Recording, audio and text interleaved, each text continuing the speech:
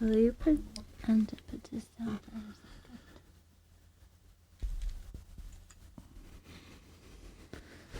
So I can get my saggy hot boobs going. Are you recording? Yeah. So I can get my saggy hot boobs going.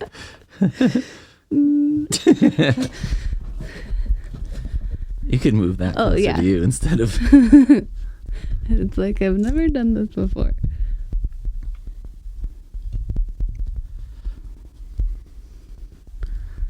Is this okay? Yeah, I think so. Talk a little.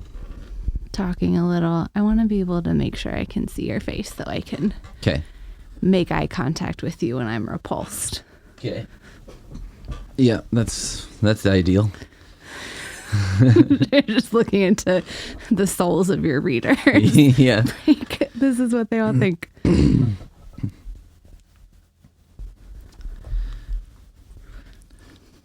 ready? I think so. Are you ready? I am.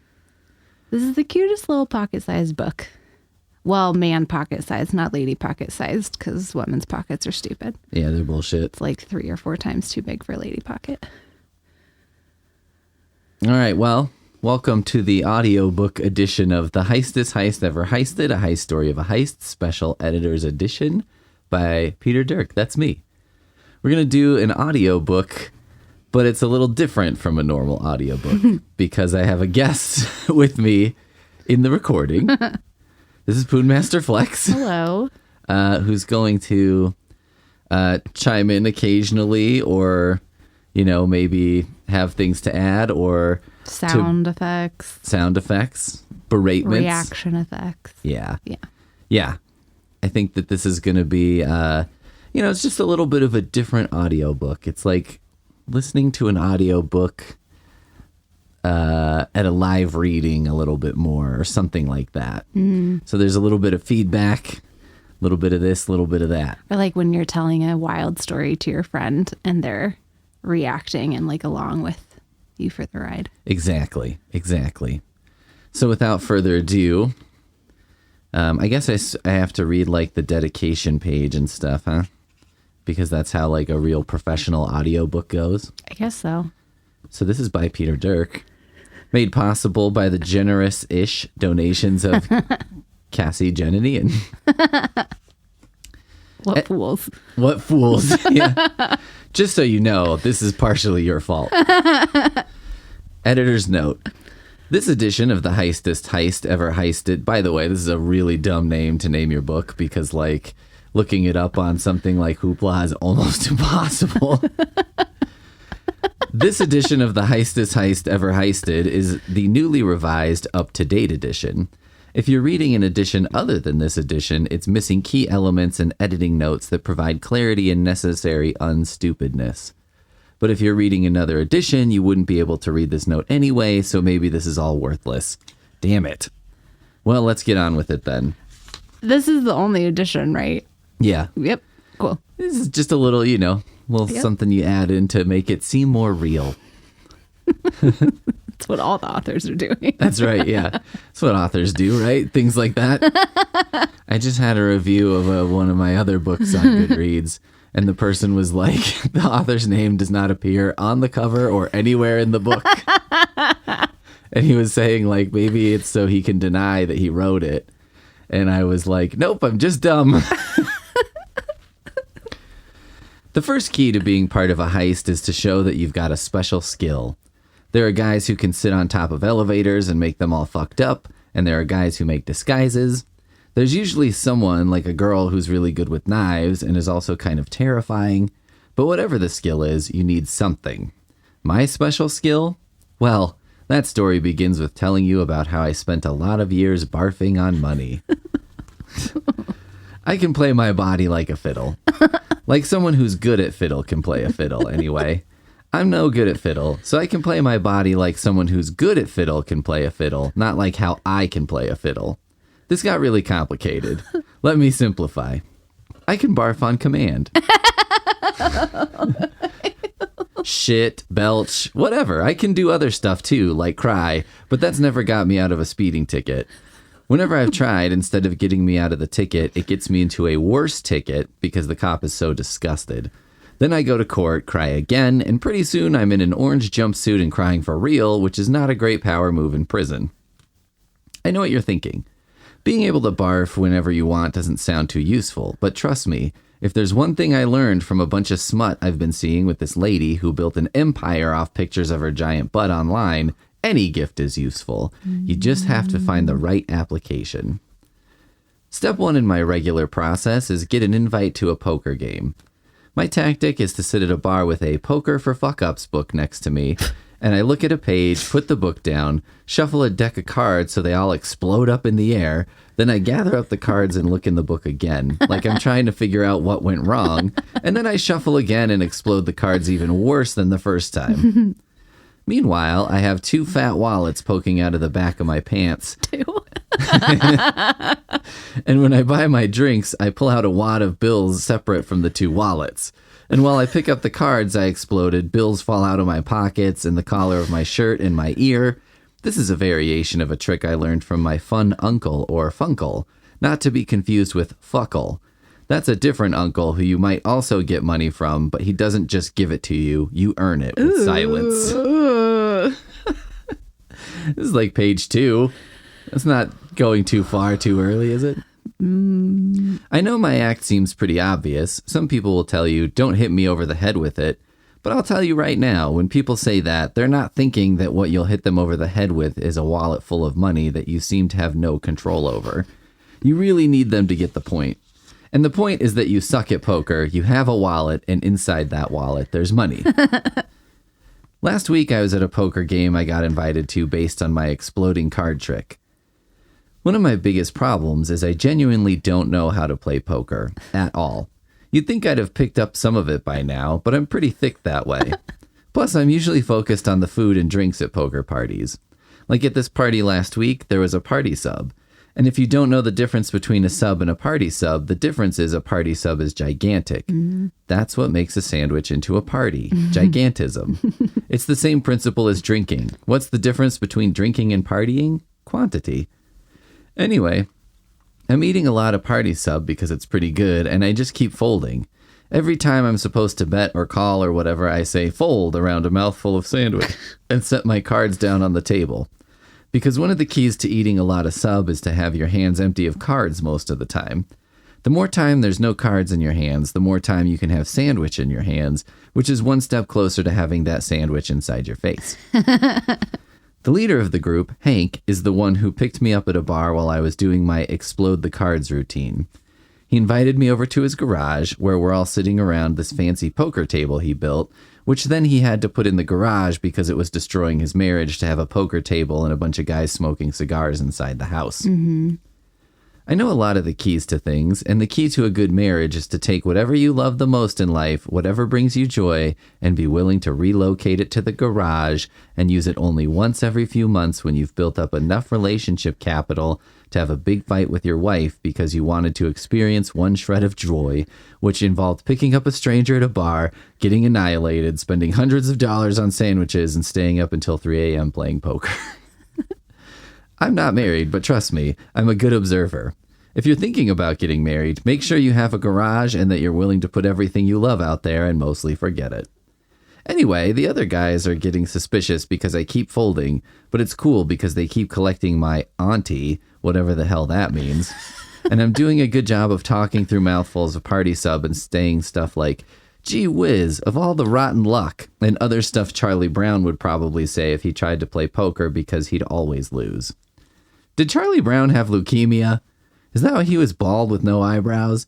I guess the good thing when your kid has leukemia is that you can get them a Snoopy and be pretty sure the dog will outlive the kid, so you won't have to talk to your kid through a dog death. Hey, it's not a huge ray of sunshine, but I'm talking about childhood cancers here. What's a better silver lining? If you've got one, I'd love to hear it.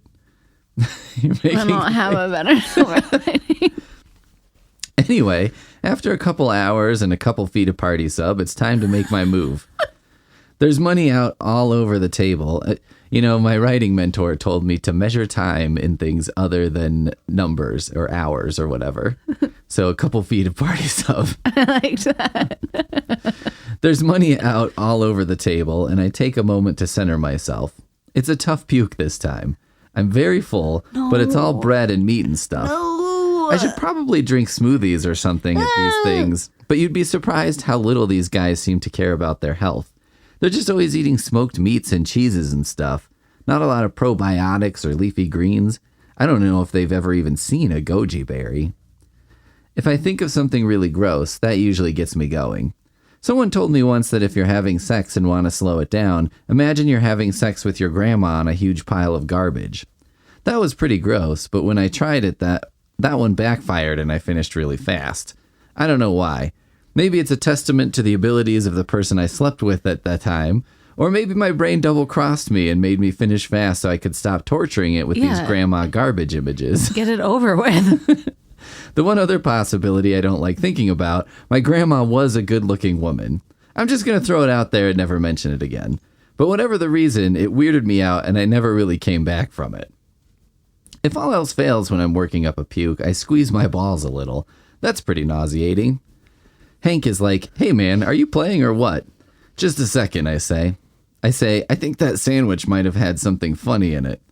Or at least that's what I start to say before puke rockets out of my mouth and covers the table, the cards, most of the other players, and best of all, the money. The part of puking you never get used to is when you have to wait to take a breath. Puke takes forever to finish up so you can breathe in again. My eyeballs go tight in the sockets and I wonder if they'll shoot out someday. That would be cool if I could do that, but this is real life, not Beetlejuice world. After the puke, there's usually at least one person who leaves right away. Like leaves the entire house. There's usually another person who vomits or almost vomits himself and can't stay in the room. There's always one or two people who stay in the room, but they mostly just want to unwind all the puke, use their brain to make it so it never happened. And puke is something you can never unwind. One time I did one of these, and the guy who owned the house, he stood there in horror handing me paper towels one at a time. A paper towel would be totally saturated, and a whole roll later, you couldn't even tell any cleaning had gone on whatsoever. That's actually based on a story from elementary school. This kid went to the bathroom and was gone a long time, so the teacher sent another kid after him, and he had puked up all over in the bathroom and was trying to clean it with like one paper towel at a time. And it was getting nowhere. That's why he'd been gone so long. This is really gross. If you do a puke like this right, it goes everywhere, and everyone has a limit. Some find their limit when puke mostly fills an ashtray and a cigar on the edge is still burning and starts cooking the puke. Ew! I like how you said this is gross right before that. Actually, I don't think I've ever seen anyone go beyond that. That's pretty much the touchdown plus conversion of puking on poker tables. What's my move? Also, wait. Okay, poker tables aren't like pool tables where it's like fabric. No, I think they're usually like a felt. Good. Yeah. Awesome. What's my move? I just start sweeping puke and paper towels and the whole tablecloth into a garbage bag. And the money. Oh my gosh. Sometimes they see the money go in, but is $20 of your money worth having if it's covered in puke? Some people say yes, but most people just want this whole thing to be over. And if they get testy about it, I've always got another puke on deck. This is a good scheme. You like this scheme? Yeah. I think this is a good money-making technique. I don't want you to try it, but yep. It's coming together for you. See, there you go. Heist-est Heist. When I go out to my car with my bag full of puke and money, there's a guy out there leaning against my car. I don't get all bent out of shape about people leaning on my car, but the problem is I have a really shitty car, so even though I don't get bent out of shape, my car does get pretty bent out of shape when people lean on it, or lightly brush against it. If I drive faster than about 40, the wind starts to warp the frame. This guy leaned on my car looks slick. It's hard to describe someone who looks slick because when I do, the person just sounds like an asshole. Okay, this guy was wearing cool cowboy boots. When I tried to wear cowboy boots, I couldn't pull it off. I thought cowboy boots didn't work with socks because cowboys probably didn't have socks. The smell of cowboy boots with no socks, it changes a person. But with this guy, you could tell his shoes didn't smell bad at all and his feet probably didn't even sweat. Meanwhile, I had to burn a pair of boots that I only wore like 4 times. It was the only way. The guy said, "Nice work in there." I covered my mouth and said thanks. I covered my mouth because I definitely still had puke breath. Yeah. The slick guy, he reached in his pocket and he pulled out a thing of gum. He held it out to me, and I went in to take a stick, but he said, "Keep it, the whole thing. I don't chew gum." I said thanks and chewed a piece, and then I put in another right away because I could tell one wasn't going to cut it. The first piece sort of absorbed the puke flavor from my mouth, so it just tasted like puke flavor gum with a little wintergreen. Puketergreen. Great name, bad flavor. By the time the slick guy said, "Want to take a ride? I have a business offer for you," I had to nod because my mouth was too full of gum to say actual words. Getting out of the car was good. To stretch my legs and to get away from the bag of puke money that I brought in with me. The driver said I should just leave it, that I stood to make a ton of cash and wouldn't need garbage bags full of puke money anymore. But I didn't get where I am today by leaving behind money just because it was covered in puke. In fact, I got where I am today by other people doing that exact thing, so no dice, buddy. The driver led me into a warehouse, or what looked like a warehouse from outside anyway. Inside, it had this office sort of room with a big table and some couches that were ripped to look crappy, but you could tell they were almost brand new and probably ripped to make them look old and like they belonged in a warehouse where criminals come together to make plans. There was a guy sitting at a desk, the grown-up kind of desk, which you can tell is an adult desk because you can't see the person's legs from the front of the desk. The guy said, "Ah, Mr. Belding, nice to meet you." I shook his hand. He said, "Now, I assume your name isn't really Mr. Belding." This guy was quick.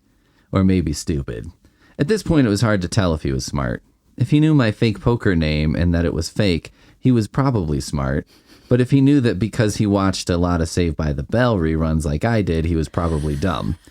I must have wasted a lifetime or two on that show, and still the only name I could remember to use as a fake name was Mr. Belding. I couldn't even remember Mr. Belding's first name, so I avoided saying the full fake name, which was Zach Morris Belding. I took a chance that the guy was smart. Banking on a total stranger being smarter than me is a safe bet. I said, "They call me Nails." The desk guy looked over my shoulder to the driver. The driver said, "You're sure this is our only option?" The desk guy said, "There's no reason to lie. I already know all about you. I know you watch Saved by the Bell religiously. I know your name is Elmer. And I know you have special, should we say, gifts." The desk man stood up and lifted a black sheet off a big piece of foam board set up on a tripod. Sort of the thing you'd do for a big business presentation or maybe like a science fair. I heard those poster boards were designed to be wide so the word volcano would fit on it. The desk man said, "I'm Reginald." His poster board had his picture on it with the name Reginald in big letters underneath. Reginald is no better a name than Elmer. He took the foam board off the stand and threw it off to the side, and underneath that was another foam board that had the driver's picture on it and his name, which was Ace. I said, "Hold on, he gets to be Ace and I don't get to be Nails?" Reginald said, "That's his given name. Nothing to be done." I scowled at Ace. But really, when I did, I was scowling through him and at my parents, who I think were in that general direction.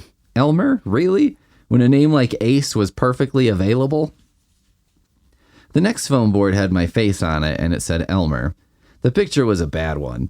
Ace and Reginald, their pictures looked really good, like they put on those pictures on purpose to look awesome.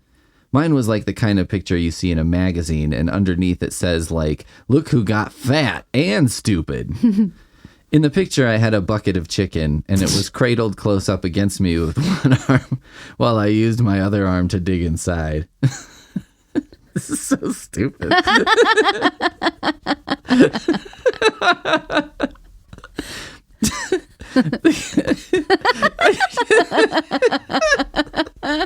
I'm just picturing myself like working on this because I was like sitting in a coffee shop working on this, and I had it printed out and I'm editing it, and I'm just like, someone's probably looking over like, "Oh, I wonder if this is the next Grapes of Wrath." And this is what it is.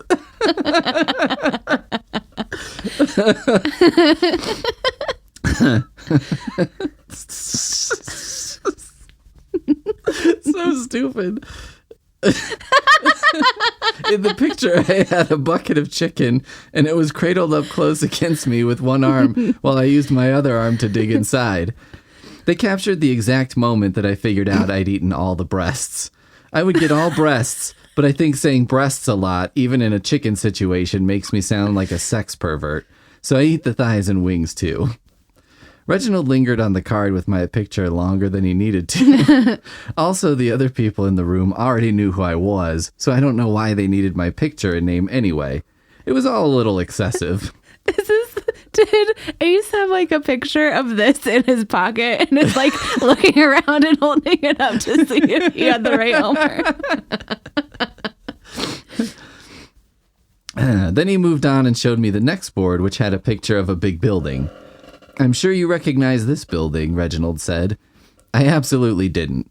It looked like a really long, low building floating in midair. I'd never seen one like that, and then Reginald said, oh, damn it, and turned the poster board so it was longer up and down than it was sideways. I still didn't recognize the building, but that was fine because Reginald didn't seem to care about it at all anymore. He whipped that poster board so it spun across the warehouse and slid on the floor.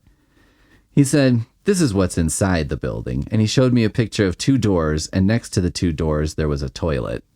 This, he said, and he reached in his pocket, pulled out this rod, and extended it. One of those pointers that's like a radio antenna someone stole off my old Pontiac. True story. This is why we need you. He slapped the pointer's tip hard against the toilet. He pushed the pointer antenna thing closed, and he said, what do you think?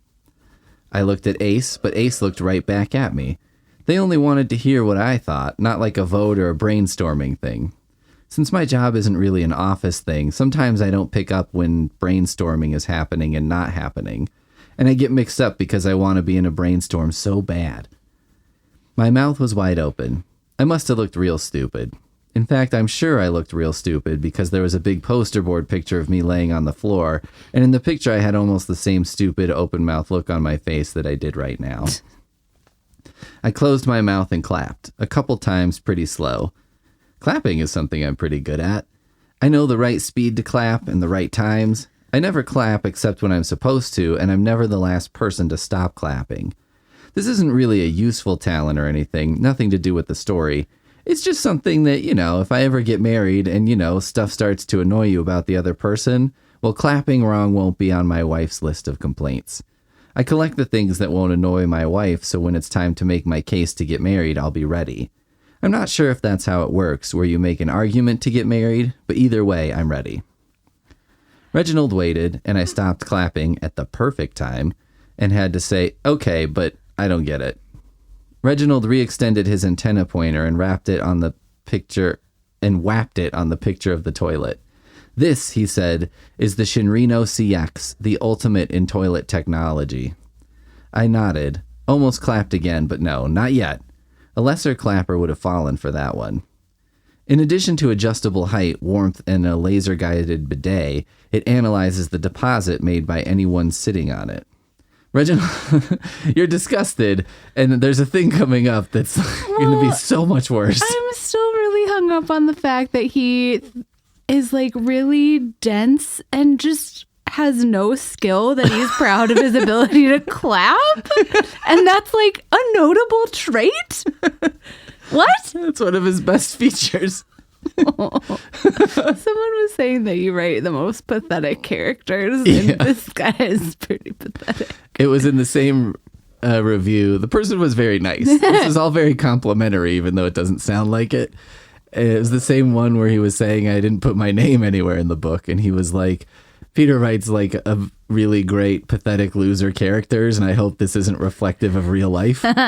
And I was like, well, now I have to tell him that it was an accident. I didn't put my name anywhere in my book, but also that I'm not a pathetic loser.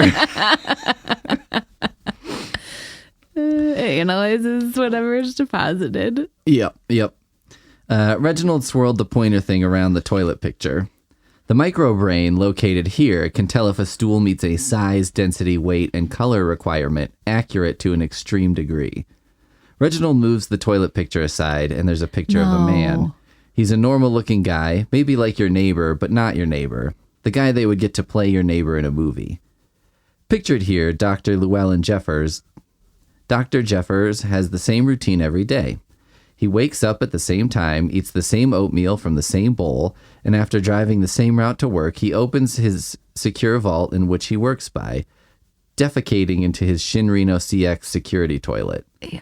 The stool is analyzed, and provided it passes, which it always does, as Dr. Jeffers is regular in all things, he gains access to his workstation. Reginald goes to shorten his pointer again, but he stops and asks if I have any questions. Yes, several, I say. 1, is Llewellyn a girl's name? 2, what does this have to do with me? 3, I started by saying I had several questions, but only 2 came out. And really, I came up with that second question about what it had to do with me on the fly, and I thought I could ride the momentum into some even better questions, but I crapped out pretty quick. Good job. Thank you. Ace, his feet up on the table so we could see his cool cowboy boots, said, "Do we really need this idiot? I could take a shit. I take shits all day." Reginald yelled at Ace through his teeth. This is hard to describe, but it was really scary. He said, "Shut up. Yes, we need him." "Why?" Ace said. "Yeah, why?" I said. Reginald turned on me now, but he closed his eyes, breathed in through his nose, and smiled. He said, "Because without you, we can't defeat the Shinrino CX. And without defeating the Shinrino CX, we can't pull off one of the greatest heists of all time." Reginald led me into a room that looked sort of like a bathroom, but sort of like a science room. Do you remember the room in Rocky IV where Ivan Drago was training and taking steroids, and that hot babe who was Russian but still hot even to us Americans, and she was holding a clipboard or something? This room looked like that, but instead of a treadmill and some weight machines and stuff, there was a big toilet. Reginald stood next to the toilet, clapped his hand down on top of the tank. "The Shinrino CX," he said. "Exactly the one Dr. Llewellyn has." That's when I remembered that nobody answered my question about this Ellen name being a girl's name, but I decided to let it go. Reginald said, "You'll have to excuse me. To discuss your part in the heist, I will have to use some undesirable terminology." "Like what?" I said. "Boobs, jugs, big wet sloppy titties?" "No," Reginald yelled, "nothing like that. Terms related to the expelling of fecal matter." I didn't even consider those bad terms. Taking dumps is natural. You might also think that boobs are natural, but trust me, in the context I view them, there's nothing natural going on whatsoever. I'm a disgusting pervert. You're reading a book by a sick pervo. Deal with it. It's who you are now. Reginald moved his hand from the toilet tank and wiped it with a handkerchief. "You've got exceptional talents, and in order to capitalize on your talents, you'll need training." I said, "Haha, totally. Listen, I still don't know what's going on here." Ace came into the toilet room and leaned against the doorway. He was eating an apple, cutting it with a huge knife, like really huge. He was kind of struggling because the knife was so much bigger than what he needed for the apple, but he stuck with it. Ace said, "You need to take a shit in that fancy toilet, just like the docks, and that gets us into the vault." "Oh," I said, "I get it." I didn't, but you probably do by now, so I'll spare you the extra explanation. It took a really long time. It's embarrassing for me. I mean, I'm stupid, but this whole thing was stupid even for me. You might think it's easy to explain a stupid idea to a stupid person. That's what I thought too. But it turns out everything is hard to explain to a stupid person. That's kind of what defines us stupids. Just to say it again, I'm stupid. Editor's note. Sections of this book have come under criticism because to some readers, it appears that Elmer's lack of understanding is a convenient device to help readers along, giving more exposition. Although it was difficult to confirm the exact dialogue in most of the stories laid out in these pages, after interacting with the author on multiple occasions, it's the opinion of this editor that these troubles are in no way created to assist reader comprehension. Some people are stupid. We had to put a team together. I thought I was the last person, but we had a bunch of other people we needed. If you're a petty criminal, which I definitely was because I never let anything go, then you have been part of a couple of these, and you know how these types, you know the types that get involved. Personally, I learned by watching a lot of movies. Reginald was the mastermind, of course. You could tell because he already seemed rich, and he was tidy, and he told us what to do all the goddamn time. Seriously, mastermind means the same thing as jerk-ass, bossy asshole. Ace was the knife expert. I didn't know why he needed a knife expert, but I still didn't really know why we needed a me either, so I tried not to say anything. Plus, if you want to smack talk someone on the team, don't smack talk the knife guy. You smack talk, I don't know, a guy who does graphic design for the crew's t-shirts. By the way, Turns out nobody makes us t-shirts when we do a heist. Seems like a wasted opportunity. I made a t-shirt for me. It said Heist 2016. Oh, gosh. It wasn't 2016 anymore by the time I finished the shirt, so I never wore it, and eventually I put out for the thrift store pickup day. I figured some hipster asshole would find a 2016 shirt old enough to be vintage. The bigger the score, the bigger the team. Reginald said we needed a pretty solid team, and the part he didn't say is clear. We maybe needed a team that wasn't so expensive. Underdogs is like how I like to think of them. The problem with underdogs, everyone wants to root for the underdog, but in my experience, nobody wants to rob a bank with an underdog. For that, most people want an overdog. So we sat at a table with pads of paper and got down to interviewing. Interview 1. Reginald asked the guy, "Why do you want to join our heist?" The guy said, "My son, he's very sick," and "Next." The guy started to talk again, and Reginald said, "Unless you want to join your son in the hospital, I suggest you leave immediately." Reginald said, "Trust me, men like him will help with the heist, then his conscience will hit and he'll do the right thing in the end because he'll learn a lesson from his son about what bravery means or some such nonsense." Interview 2. Reginald asked, "Why do you want to join our heist?" The guy said, "I quite like stabbing people." Ace did not like this answer, probably because another knife guy is threatening to his spot on the team. So I got really interested. Yes, fascinating, I said. "Tell me, could you stab just a couple people but not kill them, stab them non-lethally?" He pondered it. I gave him a star on his application because he was being thoughtful. He said, "I've been trained to only stab them that I want dead." And I said, "That's exactly the answer I wanted to hear. You're hired." It wasn't the answer I wanted to hear, but it sounded very cool, and I didn't want to look like a hopeless numbnuts in front of this cool guy. Reginald said, "We were told you were a second-story man, not a knife man." The guy said, "Oh, well, I've stabbed a lot of people. Reckon some of them were on the second floor of a building." I said, "That's just what I wanted to hear also. You're hired." Reginald shook his head. Ace said, "I'll walk him out." I'm pretty sure Ace stabbed the guy on the way out. Mostly because Ace came back in and he was wiping his knife off and talking really loud on the phone about how he just stabbed some asshole. And then he said how maybe this other asshole is next. And then he pointed a finger at me like a gun and made a shooting noise, which is stupid. He's supposed to be a knife guy. Yeah. Interview 3. Why do you want to join our heist? This guy was in a full tuxedo, maybe a little overdressed, but at least he made an attempt, unlike most of the other idiots. He said, "I am a magician," and then poof, he made a bunch of flowers come out of his sleeve. He offered them to me, and I took them, and Reginald covered his face with his hand, and Ace shook his head at me. Then the guy made a poof of smoke, and he disappeared. Or at least he moved further over on the couch. "Thank you," Reginald said. The magician stood, put on his hat, and started to walk out. He made this little twitch, and then blood rolled down the side of his face. I figure we missed out on a cat in the hat, possibly an aggressive rabbit. Reginald said, "What happened to all the professionals who used to operate in the area?" Ace said, "Man, it just got too hard. People moved on. Remember that guy, the safecracker guy, egghead glasses?" "Yeah? That guy's restoring old typewriters for hipsters." "No kidding?" "Yeah, I said, "Guys, I liked the magician." I smelled the flowers the magician gave me, which didn't help my case, but I said, "I think I saw a movie about bank robber magicians. I'm almost positive they got away with the money."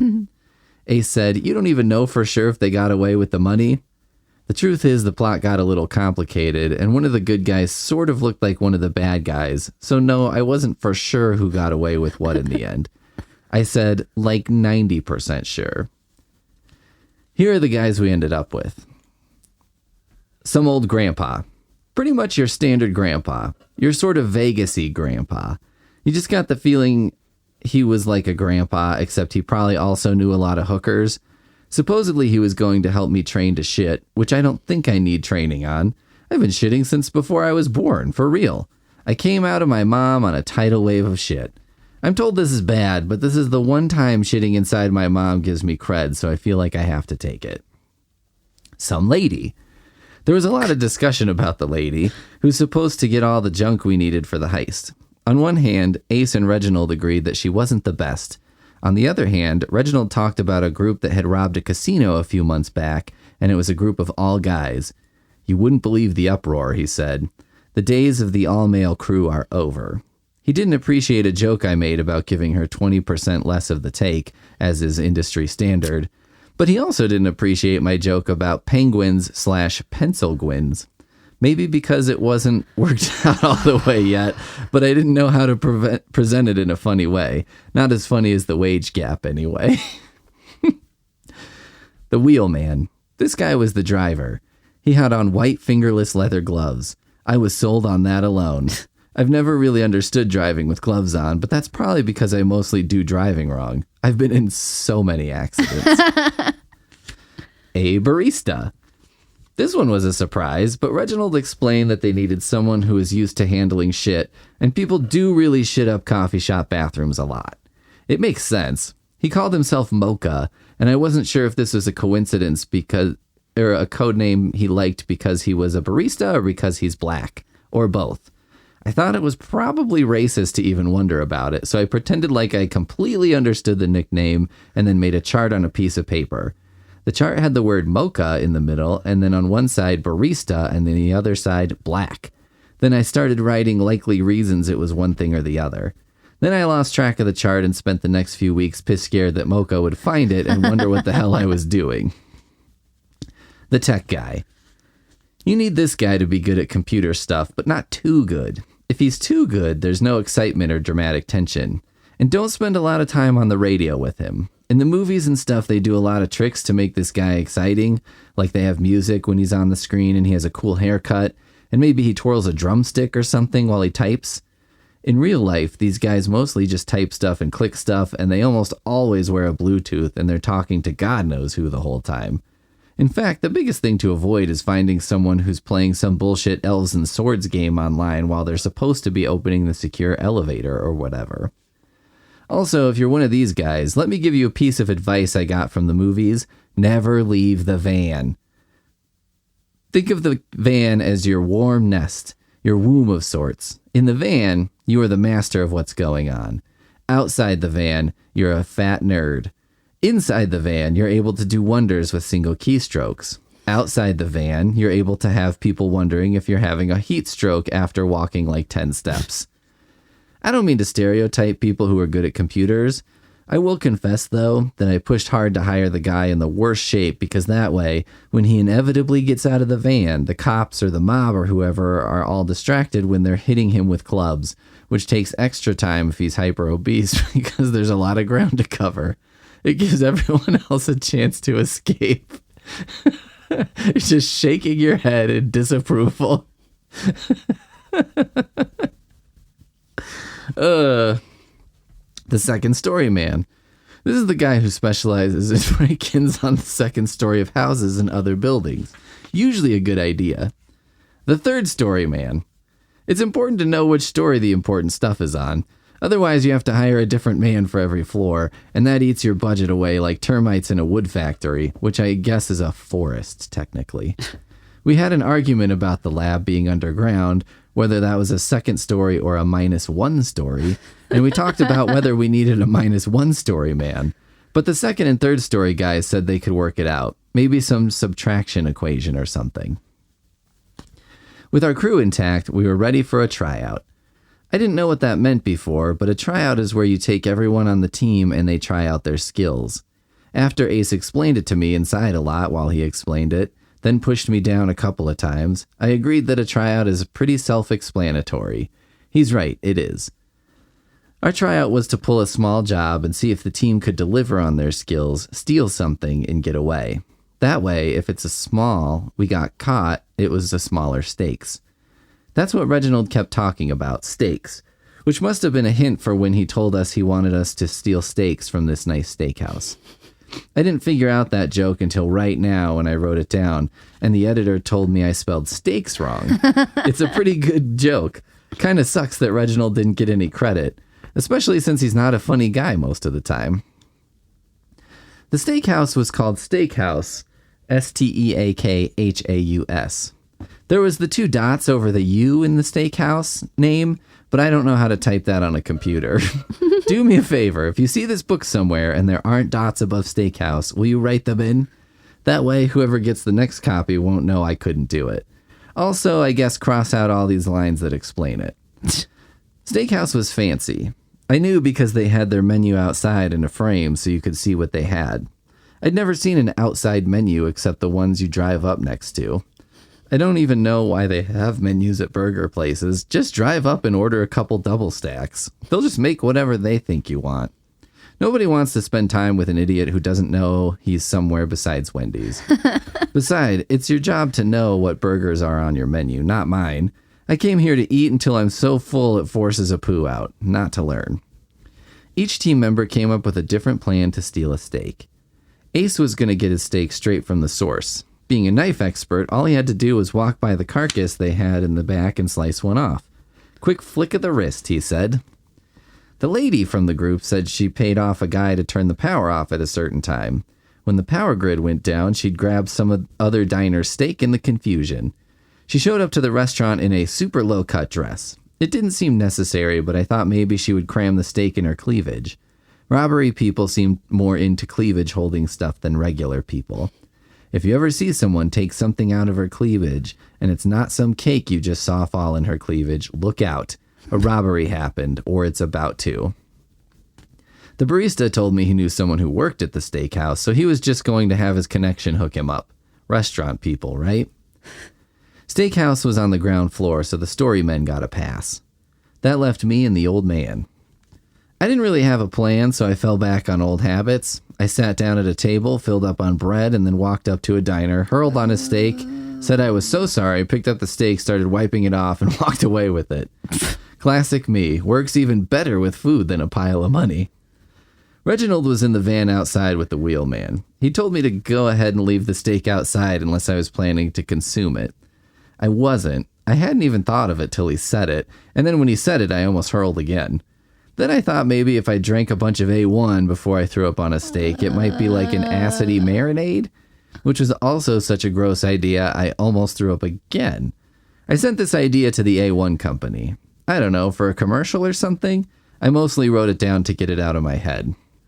Usually when I send in a commercial idea, a company sends back a letter about how they can't use it, and no, I can't get paid, and no, I can't take a check and scratch out my name and put in A1 company, and then cash it to save them the time of sending me a check.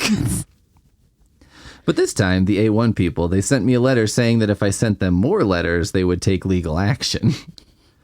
Ace came back to the van with a chunk of meat. It didn't look like a steak, but he said he really mostly knows how to kill stuff, not butcher it. We argued about the meaning of the word butcher for a while, but I had to admit that his steak was a lot better than mine because it was probably one you could eat. The old grandpa came back in a sequined woman's bathing suit bottom, and he had a steak. Easy, he said. I'm old. My body is a wasteland. All you gotta do is get topless, rub a steak on your chest, and it's yours. The old man was kind of horning in on my style, ruining everyone's appetite. Just with the outside of his body instead of the insides. But I had to respect him. It's important to respect your elders and also old people. The van ride back to the warehouse was weird. Some weird because the old man used the word topless a lot to describe himself, which is a weird word for an old man. Mostly it was weird because we all had to sit with an old man in a sequined women's bathing suit bottoms, and he was eating a steak that he rubbed onto his curly chest hair an hour ago. Editor's note. This note regards the need to point out that diversity is always a positive aspect of a work team of any kind, whether that be diversity of race, age, or what have you. In fact, for the purposes of the rest of this book, please read the some lady team member as a woman of color. It's uncertain whether this is true, however, assuming that she's white reinforces a default whiteness that we are not comfortable with because it makes it harder to sell a shitload of books. I don't know how to describe this face. Just like you've entered a phase of giving up. It's just happening to me. Yeah, it's like watching a Neil Breen movie and you're exactly like, I just like let it wash over me at this point. Yep. Before we could break into the vault by me taking a dump, we had to steal one of the professor's dumps. That's the only way we'd know what exactly my dump needed to look like and be made out of. This is always part of a big heist. You have to do a mini heist. You're making a very confused face. Just envisioning how this could happen. You have to do a mini heist first. Then you do the big heist. I don't know why it always works out this way, but it does. It's like heists follow some kind of set storyline or something. Or maybe it's just that most of us who do heists don't have a lot going on, so we like to extend the heist as much as possible. Think about it. We spend like $1 billion on vans with computers in them and weird drills and things that cut holes in glass and stuff. If it was about the stuff we get from the heist, wouldn't we just buy that stuff instead of the wacky heist gizmos? Besides, it's important to stay busy. And I don't like most hobbies like model trains or whatever. My grandpa liked model trains. He made tiny trees and stuff. And a little conductor.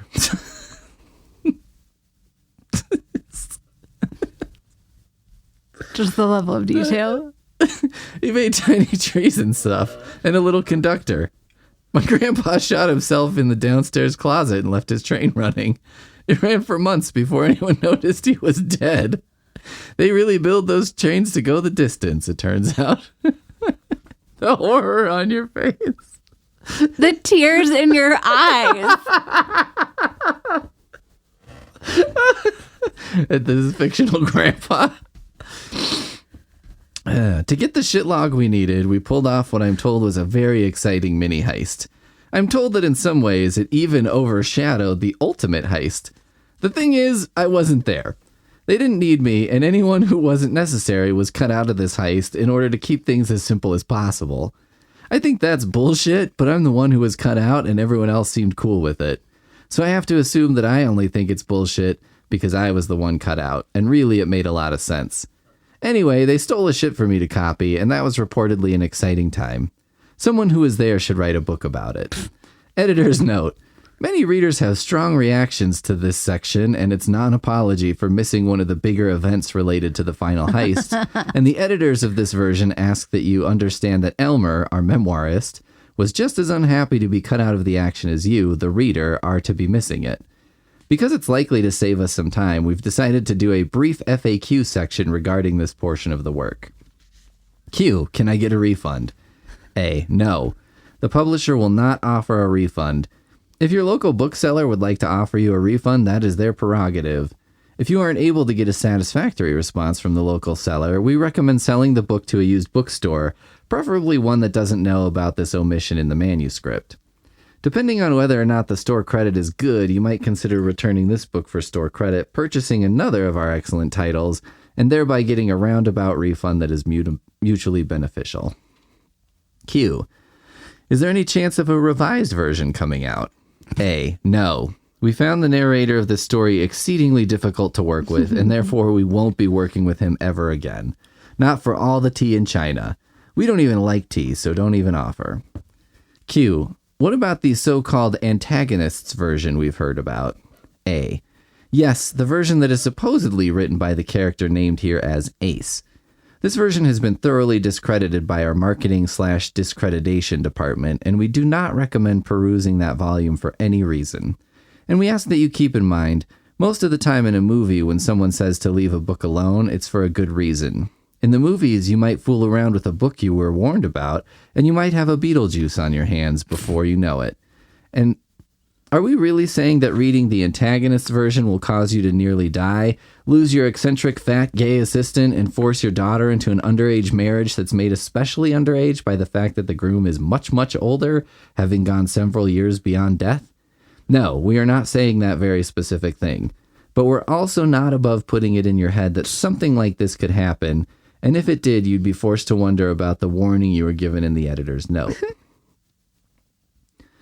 The next task was for me to learn how to shit just like the professor, whose shit the team had successfully stolen in what sounded like a great time, at least based on what I got out of the grandpa when he was changing out of his sequined bikini bottoms again.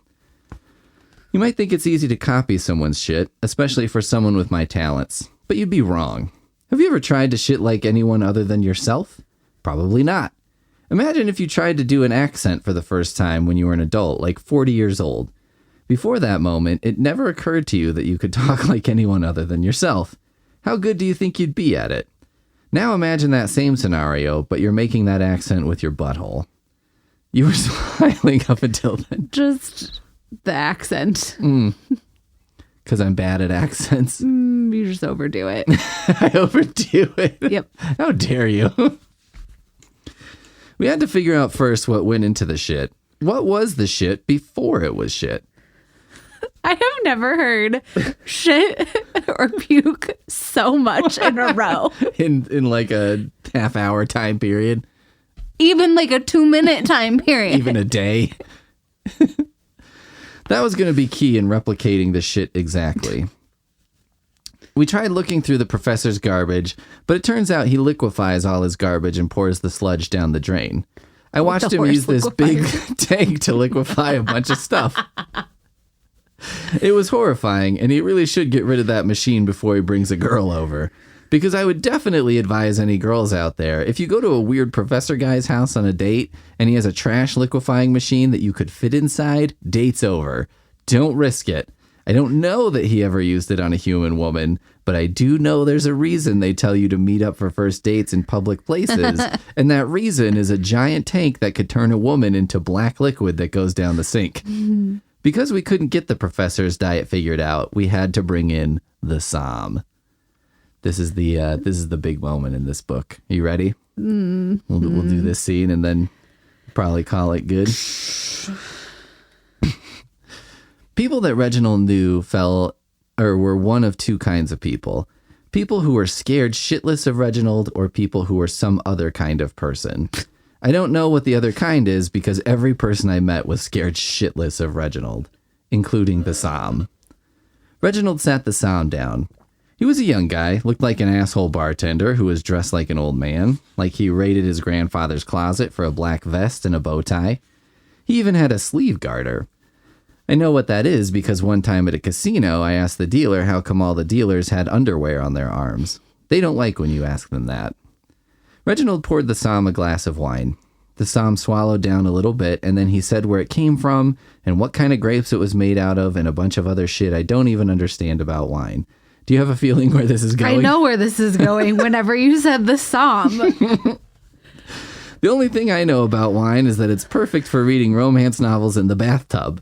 I know because this is a hobby of mine, but we don't need to talk about that. We're about to get to the grossest thing I've ever seen, much grosser than my own new body in the bath, which, let me tell you, Barf City. Do you know, like, when you're about to cry, does your nose kind of tingle and, like, get itchy? I don't know. That's what's happening right now, because I'm, like, preparing to be so revolted.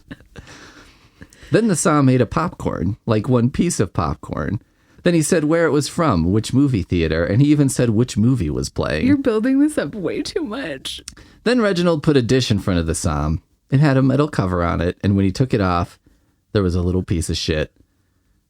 Reginald said, I won't lie to you, this is human feces. The Psalm, even with that, was still too scared to look at Reginald. Reginald said, I need to know everything. What's in it? How long it was processed in the body. He leaned in closer. Everything. My editor keeps telling me to just sort of fade to black at this point and then come back with the information. He says the readers will connect the dots and know what happened. But I say fuck that. I had to watch it. It's tainted my entire life. Every time I almost feel happy, I see this guy at the table, the tiny piece of turd on a dish, him not picking it up with a fork, and it falls apart. The turd, he pushes the fork into his mouth, and I see, I swear, a little bit of it smear on his front teeth while he pushes it all the way in. He chews on the side of his mouth, the way you might chew a wet Tootsie Roll, breathes through his mouth, gags. Your face. I want to throw up. The shit stuck on his teeth, dark brown in the spaces between. He chews with his mouth open, and a tear rolls down his face, and with his mouth open, I see some of the turd in the pit of one of his molars. Human shit stuck in his teeth. This is so gross. There was this time I stepped out of my apartment, and it was a really nice day, and a college was back in, so there were a bunch of girls around wearing their almost no clothes they bought so they could go back to school and impress everyone with how short they could make shorts. This summer, we cracked the code, and I was almost happy.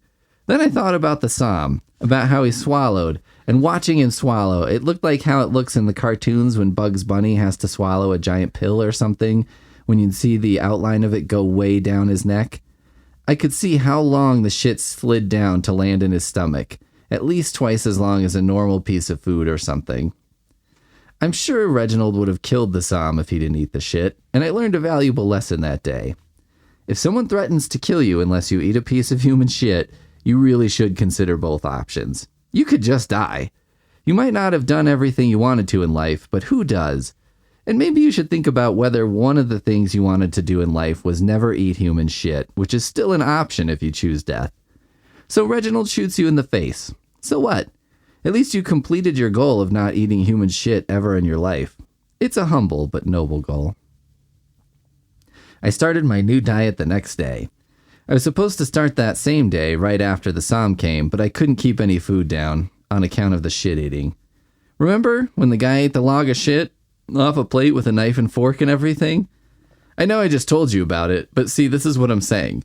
When you see someone eat shit, it doesn't just go away. It haunts you. A lot. That's probably about the halfway point, and Good. some may say the climax of the book.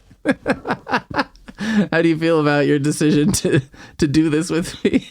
Well, I had decided this year I do want to read all of the things you've written, so you're helping get there. This was going to happen eventually. I don't know if it's better or worse that it's happening in audio. Well, thank you for listening, and we'll have you back for the second half. Cool, good. Yeah. Cool, good. All right, we'll see you next time.